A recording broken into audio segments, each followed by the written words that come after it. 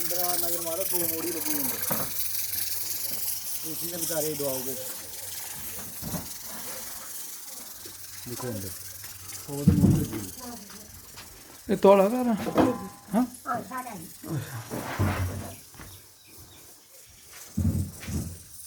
ये इन्नियां मोड़ियां की दित्ती दियां ना डिगे हुए हैं इस वास्ते दित्तियां जनाब के मकान है डिगा बारिश बड़ी हुई मकान डिगा इस वास्ते मोड़ियां दित्तियां कि इन्हें बोने की जगह नहीं है फिर इन्हें इस वास्ते चादरां नहीं थल्ले डिगियां इस वास्ते मोड़ियां लाइयां और सब तो गरीब बंदा ये है करनाल के नाम दा ਇਹਦਾ ਨਾਮ ਸੋਮਦਾਸ के ना तोड़ा ਬੋਲੋ ਸੋਮਦਾਸ ਤੁਹਾਨੂੰ ਕੀ ਮਕਾਨਾਂ ਵਾਸਤੇ ਪੈਸੇ ਮਿਲੇ ਸਾਡੇ ਮੇਰੇ ਸਿਰ ਤੇ ਲਿਖ ਰਹੇ ਨੇ ਸਰ ਇਹਦਾ ਸਿਰਫ ਨਾਮ ਲਿਖਦੇ ਨੇ ਜੇ ਲੈ ਤਾਂ ਬਰਾਬਰ ਹੁੰਦਾ ਹੈ ਤੇ ਉਸਾ ਵੇਲੇ ਕਟਾਈ ਉੱਡਦੇ ਨੇ ਮਾਰੇ ਉਹ ਸੌਖਾ ਬੜਾ ਹੈ ਇਹ ਦੇਖ ਲਓ ਜਿਹੜੀ ਜਨਾਬ ਗੱਲ ਇਹ ਮੈਂ ਉਹ ਗੱਲ ਤੁਸੀਂ ਦੱਸੀ ਪਹਿਲੇ ਵੀ ਜਿਸਨੇ ਕੋਈ ਖਾਦੇ ਦਾ ਉਹਨਾਂ ਵਾਲਾ ਓਪਨ ਕਰਨਾ ਓਪਨ ਕਰਨਾ ਨਹੀਂ ਦੱਸੋ ਉਹਨਾਂ ਨੂੰ ਕੁਝ ਇਹ ਕਿਚਨ ਨਹੀਂ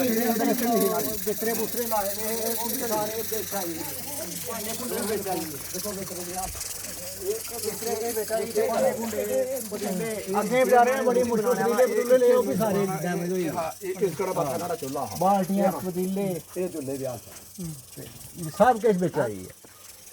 और केक सब कुछ केक कर सकता बल जिथे ਉਹ ਚੁੱਲ੍ਹਾ ਨਹੀਂ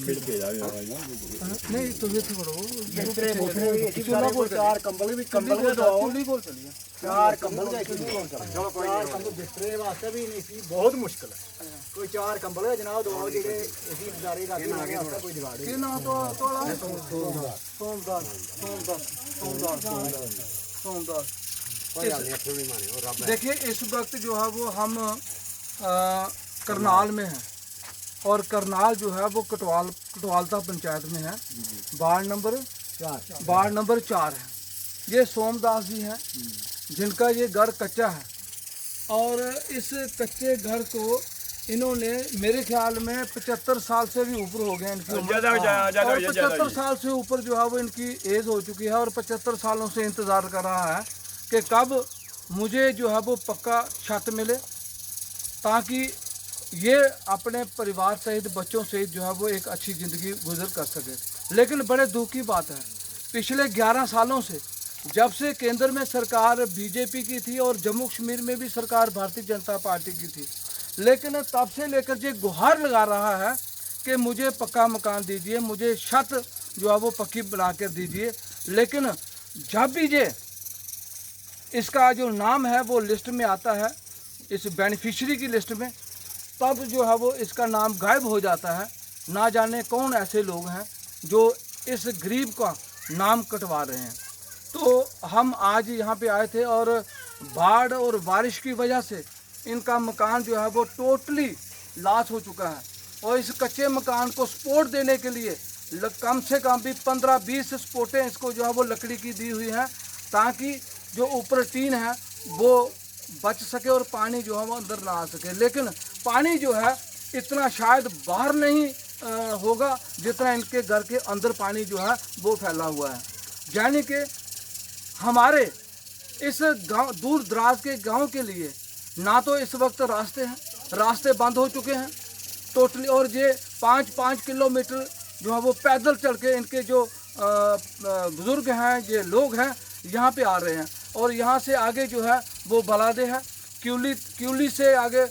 भी जो क्यूली नाल थी वहाँ तक भी जो है वो लोगों को कोई राहत प्रदान नहीं की गई। हालांकि जम्मू कश्मीर की सरकार ने उमर अब्दुल्ला साहब ने 10 करोड़ रुपया जो हर ज़िले को दिया है कि लोगों को जो है वो फौरी तौर पे मदद दी जाए, लेकिन यहाँ तक अभी तक शायद पटवारी भी नहीं आया, पटवारी भी नहीं जहाँ पे पहुँचा है, कोई इनकी सुध लेने के लिए यहाँ पे कोई नहीं आया। 10-15 दिन हो चुके हैं यहाँ पे बारिश ने कहर बचाए हुए, लेकिन आज भी लोग जो हैं वो पैदल चल रहे हैं, रास्ते नहीं हैं, स्कूलों की हालत बहुत दुर्दशा है, बिजली के पोल जो है वो टूट चुके हैं, पीने के पानी की पाइपें बह चुकी हैं, फसलें तबाह हो चुकी हैं, लोगों के खाने पीने का सामान बर्बाद हो चुका है। लेकिन यहाँ के जो विधायक साहब हैं, लेकिन शायद वो कहाँ छुपे हुए हैं, वो कहाँ गुम हो गए हैं, ये प्रमंडल ब्लॉक के लोग उनको ढूंढ रहे हैं कि वो विधायक जी कहाँ पे हैं। और अफसोस की बात यह है कि बीजेपुर से एमएलए बीजेपी का, जो मेंबर ऑफ पार्लियामेंट सांसद जी हैं, एमपी जो हैं वो भारतीय जनता पार्टी के हैं, इनके डीडीसी जो हैं वो इन्हीं की पार्टी के हैं, इनके सरपंच तक इनकी पार्टी के हैं। लेकिन बड़े अफसोस की बात है कि आज तक 15 दिन हो गए हैं इस कहर को बरपे हुए, लेकिन एक भी शख्स इनकी पार्टी का, एक भी नेता जो है इनकी सूद लेने के लिए नहीं आया कि ये किस हालत में जी रहे हैं। बड़े अफसोस की बात है। हम ये कहना चाहते हैं एडमिनिस्ट्रेशन को कि फौरी तौर पे कल जेसीबी मशीनें लगनी चाहिए यहाँ मेरे इलाके में, और मेरे लोगों को परेशानी नहीं होनी चाहिए। और जितना भी इनका नुकसान हुआ है, चाहे वो जो डिप्टी कमिश्नर साहब हैं, एसडीएम साहब हैं, बीडीओ हैं, तहसीलदार हैं, और जितने भी इनके अधिकारी हैं, उनको फौरी तौर पे एक टीम बनाई जाए ताकि इनका जो है वो इनका जो मुआवजे के तौर पे इनका जो मुआयना किया जाए, ताकि इनको जो नुकसान हुआ है उसकी भरपाई जो है वो हो सके। क्योंकि अगर जम्मू कश्मीर की सरकार अगर 10 करोड़ रुपये हर ज़िले को दे सकती है, यानी कि 20 ज़िले हैं और 20 ज़िलों में 200 करोड़ रुपये अगर जम्मू कश्मीर की सरकार दे सकती है, तो माननीय अमित शाह जी जम्मू कश्मीर का दौरा करने आए थे, लेकिन उन्होंने, हमें उम्मीद थी कि वो कम से कम भी 1000 करोड़ रुपये का पैकेज